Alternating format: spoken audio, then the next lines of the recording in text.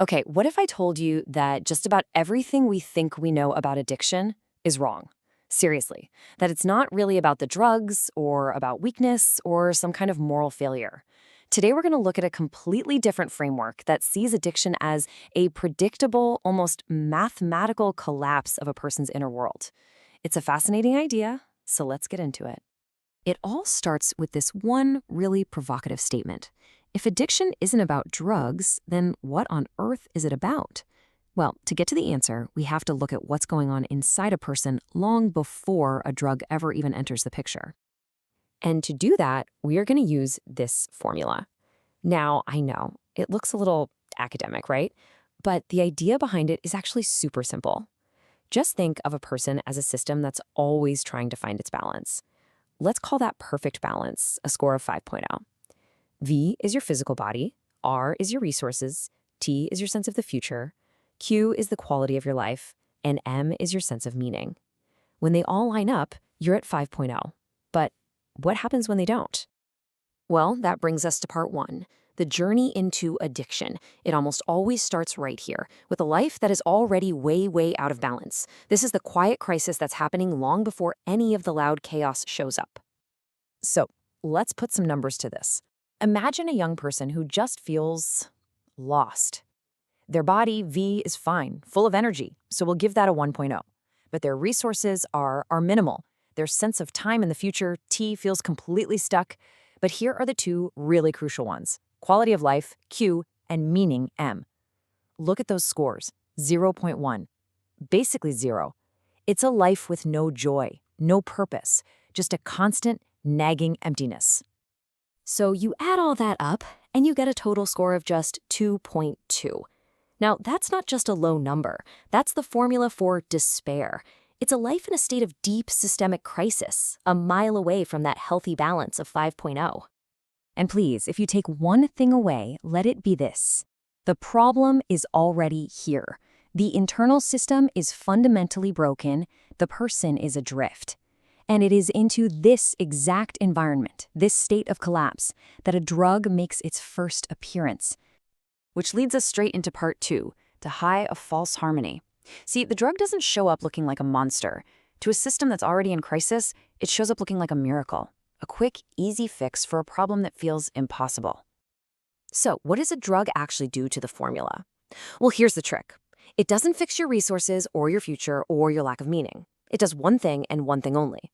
It creates a powerful, totally artificial illusion of quality. It just skyrockets that Q variable up to a 2.0, and all of a sudden your total score jumps to 4.1. It's not real, but for a little while, man, it feels an awful lot like balance. And that feeling, that false harmony, that's the hook. The brain has been starving for any kind of relief, and it just found an incredible shortcut. It remembers that feeling, and it starts to crave it, not even for the pleasure, but for the escape from that awful 2.2 score it was stuck with. You can think of it like taking out a payday loan for joy. You get an instant cash deposit of happiness, that plus 2.0 to your quality score, but the interest rates, they are absolutely monstrous. You don't pay it back with money. You pay with your health, your time, and whatever tiny shred of meaning you had left. And that brings us to part three. The loan always comes due, and when that artificial high fades and the illusion shatters, you don't just go back to where you started. Oh no, you fall into a hole that is so much deeper. Look at what happens to the formula now. The system doesn't just reset. Those interest payments kick in hard. Your resources, R, go negative because your health is shot. Time, T, goes negative from anxiety and lost days. And look at quality, Q. It crashes to negative 1.0. This is a depression that's way worse than the emptiness you started with. And the grand total? Negative 0.9. The system isn't just in crisis anymore. It is in systemic debt. We are deep in the red. It is a complete and total internal collapse. And this right here, this is the core truth of it all. At this point, drug use isn't about chasing a high anymore. It's a desperate, panicked run from the unbearable feeling of being in that negative state. It's a flight from pain, not a search for pleasure. So, what does this mean for how we deal with addiction as a society? Well, it pretty much suggests that for decades, we've been fighting the wrong war. We've been aiming all our weapons at the symptom and letting the actual disease run wild. Think about it. All our traditional tools, the laws, the prisons, the bans, they're all designed to fight the substance. But the substance is just the symptom. The real enemy is that initial crisis, that profound lack of quality and meaning in a person's life. And as long as that emptiness is there, the temptation to fill it with a quick, artificial fix, well, it's always going to be there. So if fighting the symptom is a losing battle, what's the answer?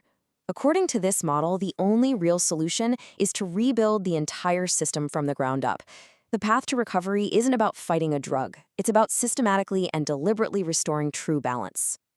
And that work has to focus on the two variables that were broken from the very start. First, you have to restore quality, Q. That means creating actual, real opportunities for someone to achieve something through a job, through education, sports, art, you name it. And second, you have to restore meaning, M. That means helping a person find a purpose, a reason to get up in the morning that connects to who they really are. At the end of the day, the only way out is to stop taking out those catastrophic loans on joy. The real path to freedom is the slow, sometimes really hard work of earning real quality and real meaning, one day at a time. There are no shortcuts here. It's a total reconstruction of a life. And this whole thing leaves us with a much bigger, much tougher question.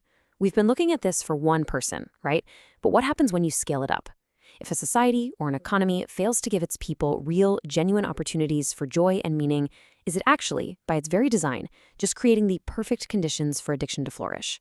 It makes you wonder if the real solution isn't just in clinics, but in building a world where that starting score of 2.2 is the exception, not a commonplace for so many people to begin their lives.